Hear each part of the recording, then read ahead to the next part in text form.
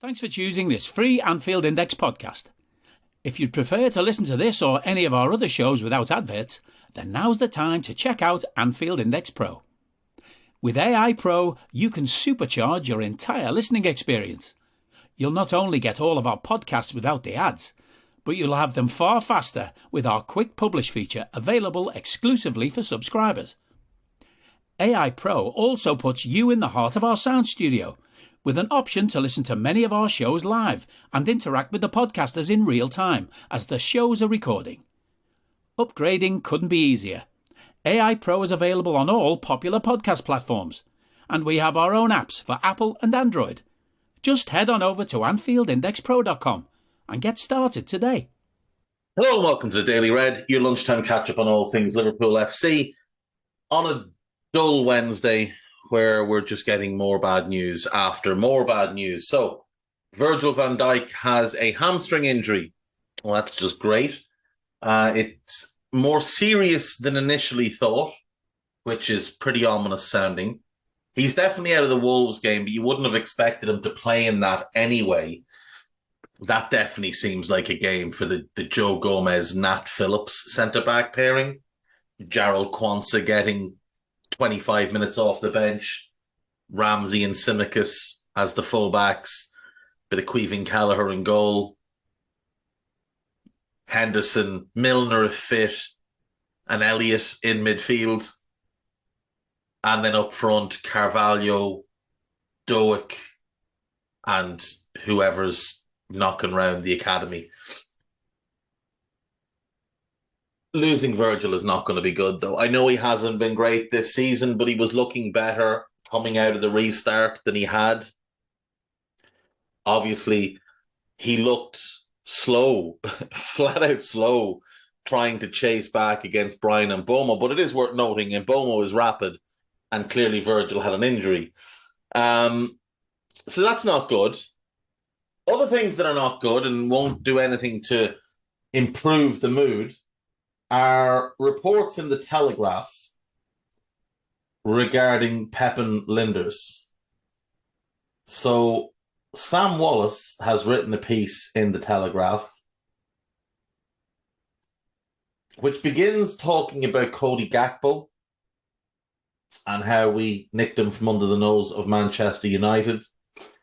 It goes on to talk about the injuries to Firmino, Jota and Diaz and how they seem to be quite slow in their recovery from these injuries. It asks the question, what has happened to the great Jurgen Klopp team of the era? Only they have seriously challenged the dominance of the Abu Dhabi era Pep Guardiola City. Without Klopp and his players, it would have been a 5-year title hegemony for City.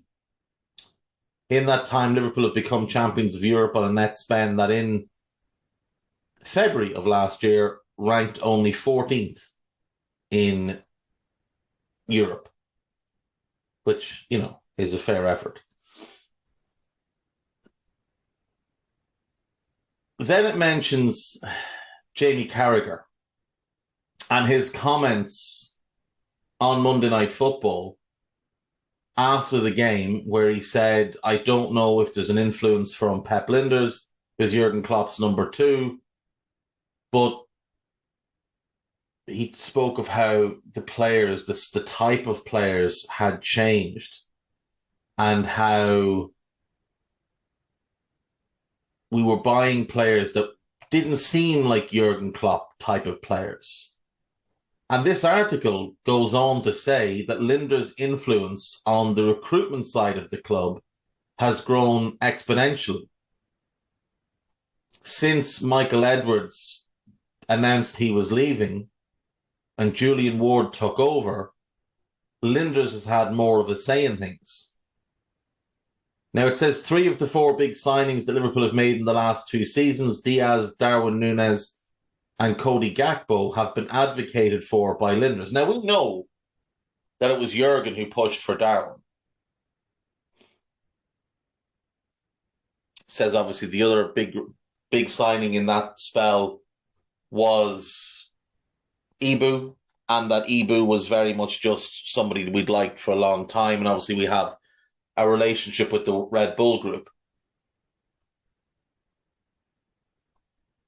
Mentions the fact that Ian Graham and Mike Gordon have left the club, and that there's kind of a bit more scope for Lijnders to have his hands in things. It does say, in addition, Lijnders regularly takes first team sessions. That's not news, nor is it unusual. That's what first team coaches do all over the world. It's well known that Lijnders takes training. That's his job. It's what he's there to do. It says he has turned down the chance to be a manager in order to stay at Liverpool. I haven't ever heard him linked with a job. So again, I don't know if that's correct. Then it says, and Dan Kennett, I can just picture him pulling his hair out for this. Liverpool were offered the chance to sign Christopher Nkunku in the summer, but Klopp and Lijnders declined. The French international's positional flexibility would have made him a long-term replacement for Bobby Firmino and competition for Salah and Diaz in the wide areas. I mean, that's a little bit concerning, because that's a special player.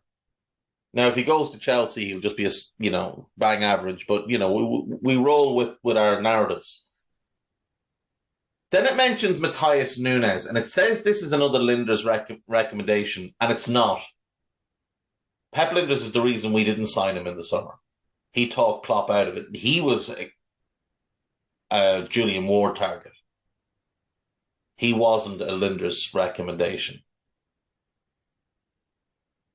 And we turned him down because Lijnders and Klopp decided to turn him down. We also turned down Enzo Fernandez. At the same time, we could have signed him for about 15 million. Liverpool have made a commitment to go back for the 24-year-old, an attacking midfielder. See, he's not an attacking midfielder either. So there's just a number of things in this article, and I'm sure it's sourced. I will share with you my conspiracy theory in a second. But there's a number of inaccurate things in this article, like little things, such as calling Matthias Nunes an attacking midfielder, which he absolutely is not. He's much better when he operates in deeper positions. He's far more defensive than attack-minded. He can do both. He's an excellent technician, but he's tenacious. He's a battler. He's really good positionally. But it says we'll go back for him in the summer for 44 million. Now, John Percy and Anne Wallace had reported this yesterday. The hope for Liverpool has always been that Jude Bellingham and his family would see Anfield as the best place for his development. He will, in any case, be a very wealthy young man wherever he chooses, and his career decisions thus far have never prioritised money. The worry for Liverpool is that City can make a better pitch for Bellingham. And then it goes on to talk about how Liverpool haven't signed a midfielder in 4.5 years. It confirms what we knew, that Jurgen Klopp was the one that forced through the new contract for Jordan Henderson, which just didn't need to happen. Talks about Fabinho's age, players who are leaving the club.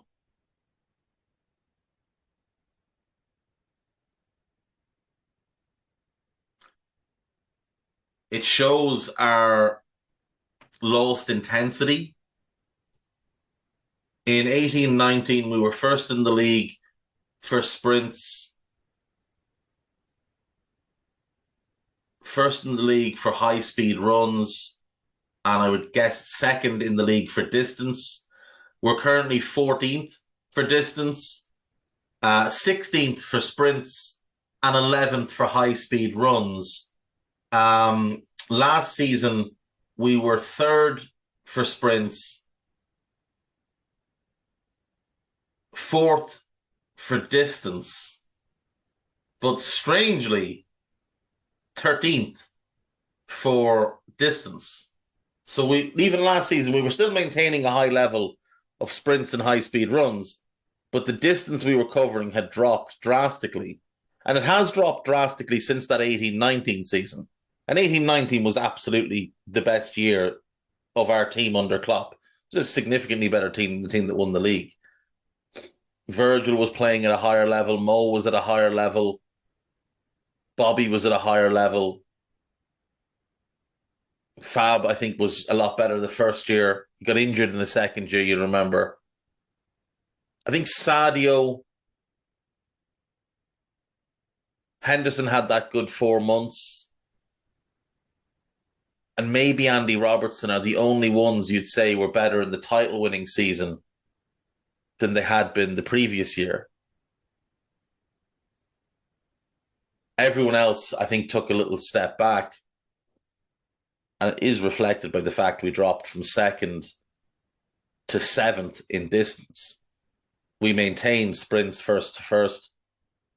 High-speed runs went first to second. And then it all fell off. And now it's drastic. For Liverpool to be 11th in high-speed runs, 16th in sprints, that's incredible.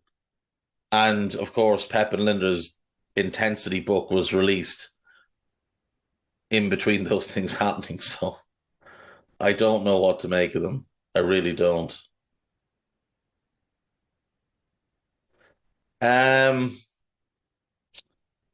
My conspiracy on this is Jamie Carragher brought it up on Monday Night Football. Jamie Carragher is a columnist for the Telegraph. Sam Wallace is one of the chief football writers at the Telegraph. Sam Wallace is not a Liverpool reporter. Sam Wallace is a Manchester reporter. And his primary focus has always been United and City. Never us.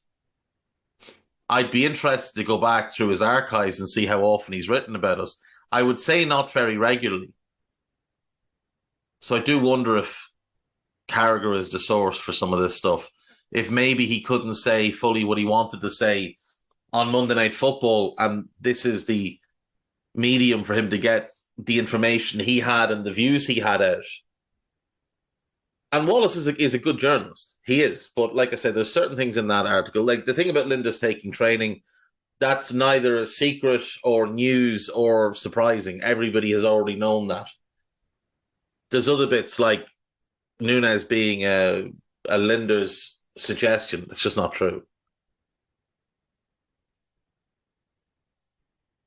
There's definitely things that Lijnders is. It's definitely true that Pep and Lijnders has too much control at Liverpool. It definitely is. The style of play we see is not Jurgen Klopp's style of play. It just isn't. It's Pep and Lijnders' style of play. If you saw any of the games he managed at NEC, this is largely how they played. Which is a world away from how we used to play and how Dortmund played and how Mainz played.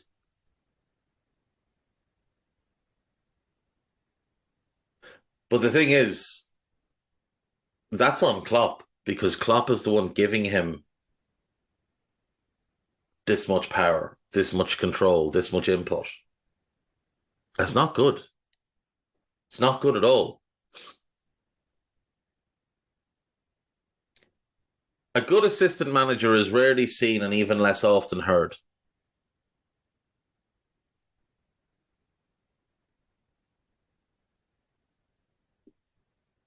Those were the words of Peter Taylor, who's arguably the best assistant manager in the history of the game, who's Brian Clough's assistant. People knew him because he was the balancing act for Clough's temperament.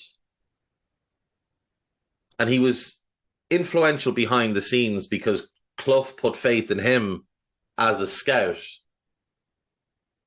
But he never gave interviews. He didn't write a book until he was ready to retire. Or he had retired, in truth. He had retired when he wrote his book. I don't know. I just find the whole thing very strange. And if Lijnders is having a heavy involvement in recruitment, you can now understand why Julian Ward is walking away from his dream job after just 12 months.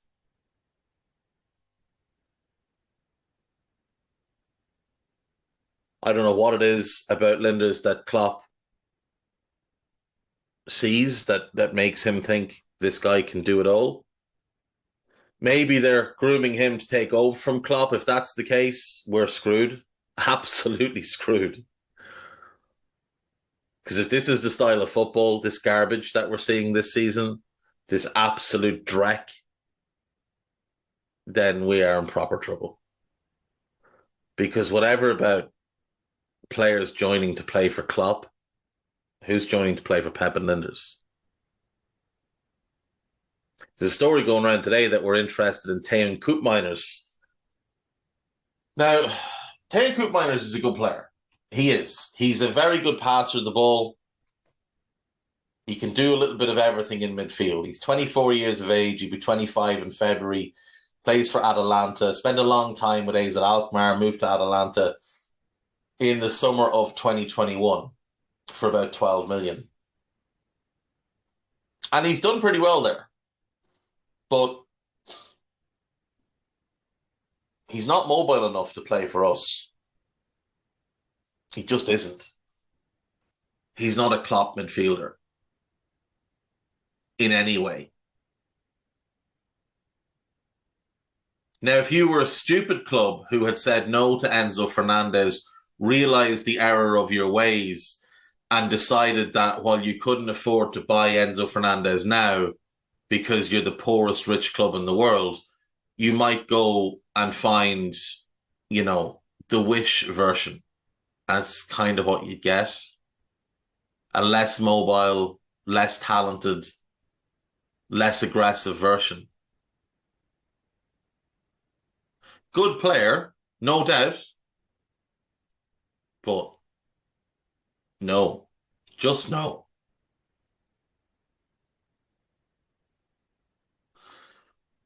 The main Liverpool websites today, there is a piece on Virgil on This Is Anfield regarding the injury. There is a piece up Alex Oxlade-Chamberlain, Liverpool's most misunderstood player. Stubbornly inflexible. I can't read today. Stubbornly inflexible. 3 Klopp rules forgotten and taking responsibility. Key figure who abruptly left Liverpool is now working for Man United. That is Jim Moxon.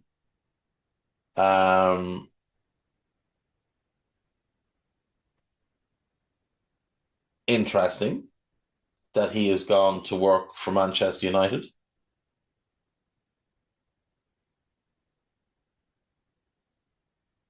You would wonder what the situation was that caused his departure. Jurgen Klopp declined deal for RB Leipzig striker. That is Christopher Nkunku. Liverpool fans label Moises Caicedo perfect for us after destroying Everton. I watched that game after the fact.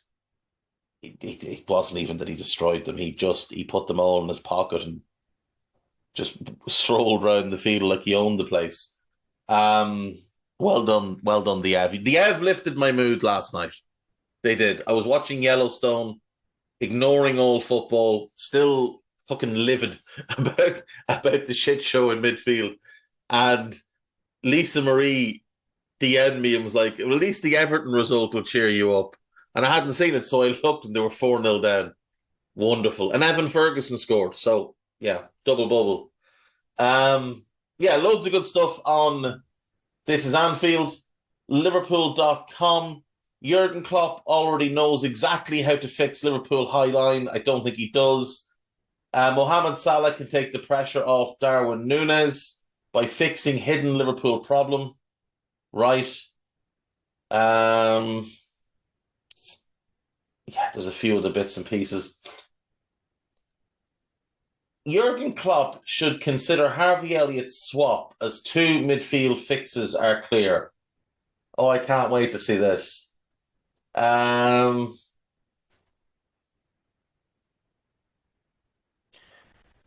Klopp has committed himself to changing the structure of the Liverpool midfield. Harvey Elliott is playing there at the moment, but he's not the only one in a similar mould. Fabio Carvalho appears to be a number 10 who for now plays wide on the left, but could become an 8. No, he couldn't.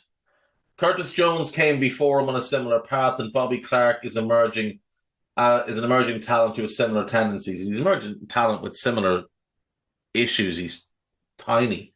Curtis Jones, at least, is a unit. The idea is to evolve Liverpool's midfield into something the fans had craved. Nobody wanted to see us wide open and with midgets running around in midfield. I'm sorry, nobody craved that. Elliott, though, has drawn criticism for his performances at times this season. That is unfair on the teenager, and not just because of his age. He's played a lot more football than he should have. Well, I do agree he's played a lot more than he should have. It's not unfair to criticise him. Like, we can't just allow players to go out there and cost us goals in back-to-back games and be a complete liability and then say, oh, well, it's fine, they're only a kid. That's not how it works. You may be a teenager and you may only be a kid and you may be far too young to actually be in the team. But at the end of the day, when you're taking home big boy money, you get big boy criticism. That's just how it works. It's not Elliott's fault that he's playing poorly. He's not a midfielder. He just isn't a midfielder.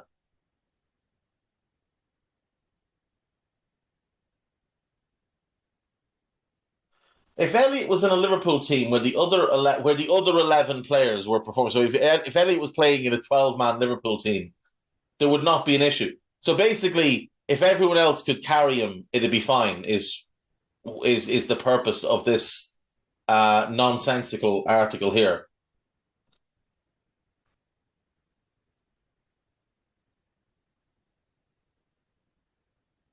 Also, the idea is we move Mo into the middle, Darwin on the left, and play Harvey on the right of the front three.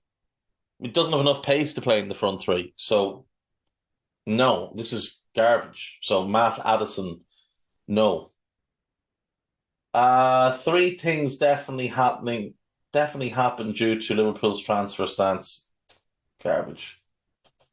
Liverpool get Jude Bellingham transfer front-runner reassurance as FSG chase 55 million striker. Well, FSG don't chase anybody. So I'm not sure why their name is always put into headlines, maybe for clicks. Nunes talk played down. By who? Oh, by Lopetegui. Liverpool apparently want Randall Kolo Moyani. Wouldn't believe a word of it, to be totally honest. Liverpool confident on that's crap. Like, Liverpool.com is crap today. So moving on. AnfieldIndex.com, always reliable. Why I believe we will sign Moises Caicedo, just not yet. That is by Stephen Smith. Lessons learned from Brentford. That is David Davis. The leaving of Liverpool. Decision time for FSG. That one is by Mo Chatra. So do give that one a look. Mo had a brilliant thread. This is like his thread put into article form. You can check the thread out either by going on the website and looking at the article or go on Mo's Twitter feed and you'll see it there. Harvey Elliott, careful management key for all. Also by David Davis. Podcast-wise, there is a new Pro Plus, which is a transfer show entitled Passive or Aggressive with Trev and Dave Davis. And there will be a new Scouted recorded today where I'm going to shout at Carl. He doesn't know it yet, and he won't hear this before we record, but I'm going to shout at him. And that's the main focus of my day. Yous aren't here. I can't shout at you. You won't talk back. So I'm going to shout at him instead. And I don't like shouting at Guy. Guy's too nice. So I'm going to shout at Carl instead. He deserves it. He's a big J journalist. Don't feel sorry for him. See you tomorrow. Bye-bye. We hope you enjoyed listening to this Anfield Index show. Please be sure to subscribe to our channel so future podcasts find their way to your device automatically. There's nothing quite like fan engagement, and we'd love to know what you think of anything discussed on this show. The best way to get in touch is over on our free Discord community, where both podcasters and listeners debate the hottest LFC topics 24/7. Sign up free now at AnfieldIndex.com/Discord. You won't regret it. You can also follow us on Twitter @Anfield Index and find us on Facebook by searching for Anfield Index. Oh, and before you go, we'd love it if you could leave us a 5-star review on your favourite podcast app. It only takes a couple of seconds, and it means the world to the people who create these free shows.